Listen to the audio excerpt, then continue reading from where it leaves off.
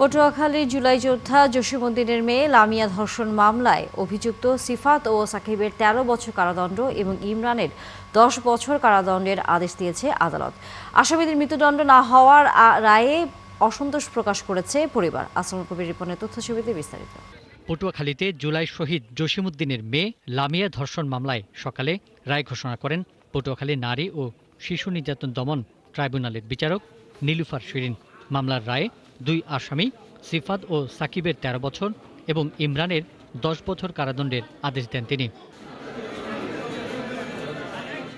তবে এ রায়ে সন্তুষ্ট হয়নি লামিয়ার পরিবার। তারা ধর্ষণকারীদের আরও দৃষ্টান্তমূলক শাস্তি প্রত্যাশা করেছিলেন। সাজা দেশে 13 বছর পর তো ঠিকই তারা পৃথিবীর বুকে বাইরেই যাইবে, বাইরে তারা হাঁটবে চলবে। আমার মেয়ে কই? আমার মেয়ের আপনারা এনে দিতে পারবেন? দেন, হলে আমি সন্তুষ্ট হইতাম। চলতি বছরের 18ই মার্চ সন্ধ্যায় লামিয়া আত্মীয়র বাড়ি যাওয়ার পথে সংঘবদ্ধ ধর্ষণের শিকার হন। ধর্ষণের পর ছবি তুলে তার সামাজিক যোগাযোগ মাধ্যমে ছড়িয়ে দেওয়ার হুমকি দেওয়া হয়। পরে লামিয়া নিজেই দুমকি থানায় অভিযোগ দায়ের করেন। কিন্তু ধর্ষণের মানসিক যন্ত্রণা ও সামাজিক লজ্জা সহ্য করতে না পেরে গত ২৬ এপ্রিল লামিয়া ঢাকার শেখেরটেক এলাকার একটি ভাড়া বাসায় গলায় ফাঁস দিয়ে আত্মহত্যা করেন। পিন্টু হাজং, ৭১।